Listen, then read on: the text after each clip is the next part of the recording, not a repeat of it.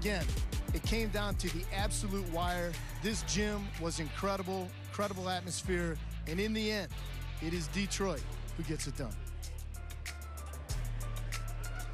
All right, let's bring everybody on camera here because it was a hot gym. It was a hot gym. I was going to say it. It was a hot gym tonight, but Dwayne Casey's not here right now.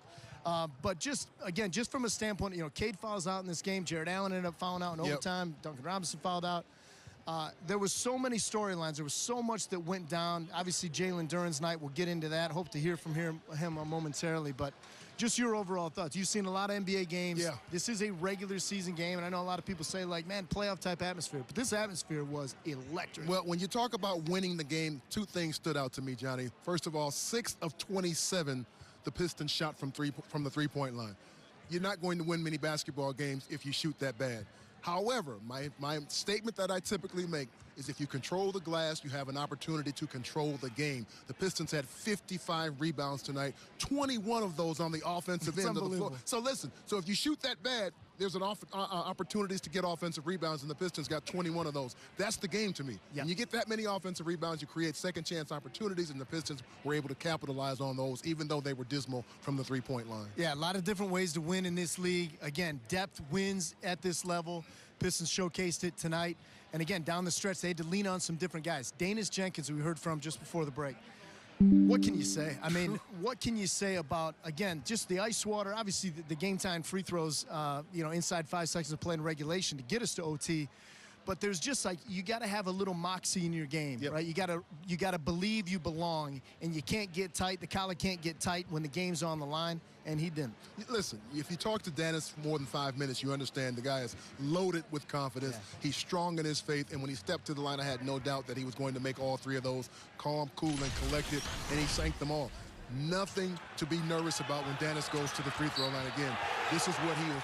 If you ask him, he's built for this. Yeah. Because, again, he's got a lot of confidence in his ability, and more so than that, he's got a lot of confidence and got a lot of faith in him. Well, and there, the emotion on the face says it all in our Buick GMC Pro Vision. Look at him.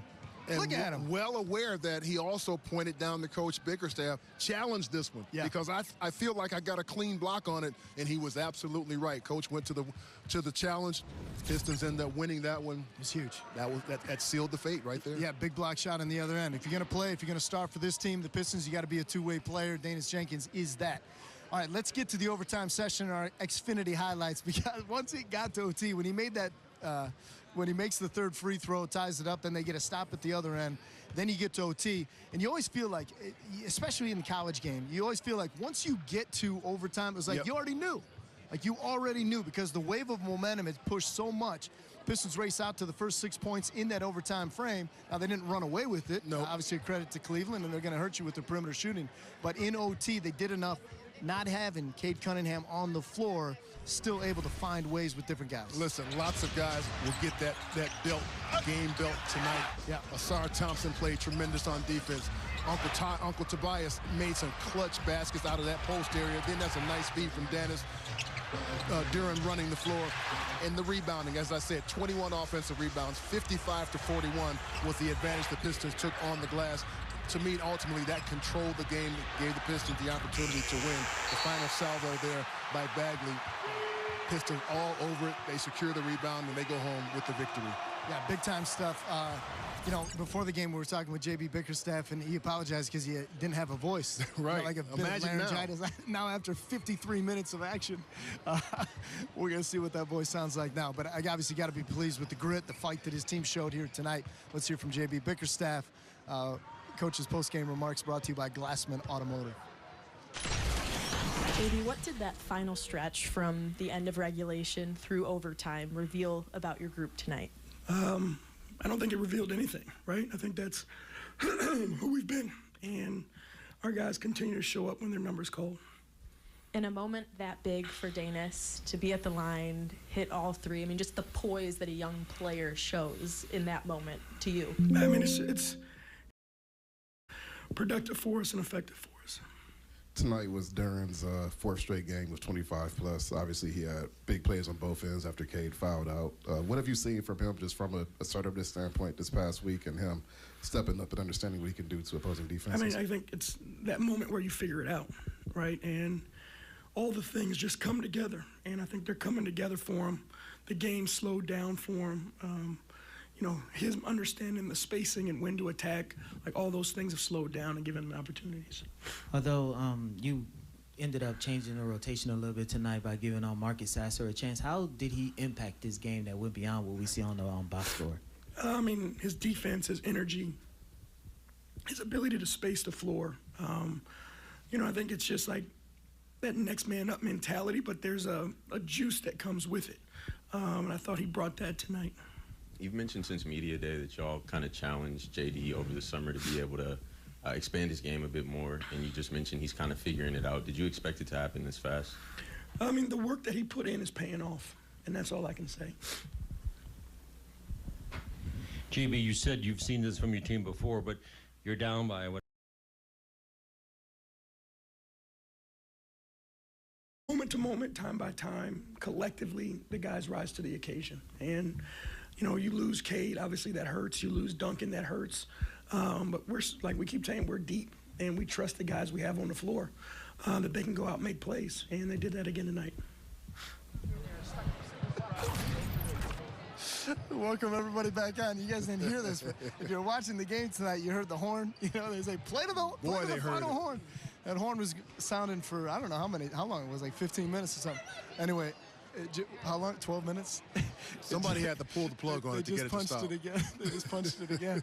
Rattled our cage a little bit. All right, you heard JB Biggers, and you learn a lot, obviously, about a coach and you talked about confidence, like in a guy like Danis Jenkins. It's like the confidence that JB has. He wasn't in there wearing a smile ear to ear. It was like, we did what we were supposed to do. We handled our business. It wasn't pretty at times, but it wasn't surprising to him because of the mettle that his team showed tonight. And he was asked about Jalen Duren. We'll make him our Curato player of the game. Third 30-15 game of his career. We were already talking about the numbers over the last 3 games since he came back from 2-game suspension. Sure. Teams can't do anything with him right now. This is, I think he's the best. I think he's the best big in the Eastern Conference right now. Yanni, you have to get a whole lot of evidence to prove otherwise. And this guy tonight made it special because he was up against 2 of the premier defenders in the NBA in Bagley and Jared Allen. And he made his way to the basket time and time again. He was a force near the rim. He rebounded well. He played solid defense. Jared Allen fouls out, as a matter of fact, trying to defend Jalen Duren. This guy has come such a long way and still has a tremendous way to go to reach his ceiling if there is any. But the way that he continues to play and hold himself accountable to be available and present in every game for this Piston team certainly is worth us talking about, Johnny, because I think that's the biggest improvement from this year, or from last year to this year, is that he told himself that he wanted to be present on this team and wanted to be responsible enough to have that. A lot of players, let me back up, a lot of players ask for that responsibility to be the guy. But there's a whole lot of things that go along with that, meaning that you have to also be very consistent. You've got to be the guy that's, no matter if you're feeling well or not feeling well, you got to show up and you got to play. And Jalen Duren has shown and proven that he's really willing to take that responsibility. Yeah, very well said. And again, he's only 22 years old, 4th year in the league. We talk about him being potentially, comeback player of the year. Denny Avdia out in Portland would be in that discussion. Jalen Johnson down in Atlanta would be in that discussion. But again, you got the first place team in the Eastern Conference. It's not all just, they don't have to just rely on Cade Cunningham. They're 1-2 punch with Cade and JD. It's for real, and it's here to stay. Incredible stuff, especially, as you mentioned, against guys like Evan Mobley and Jared Allen tonight. A couple nights ago against Victor Wembanyama. He doesn't shy away from it, and he accepts the challenge, and he continues to show up. All right, we're going to head inside the Pistons locker room here when we come back.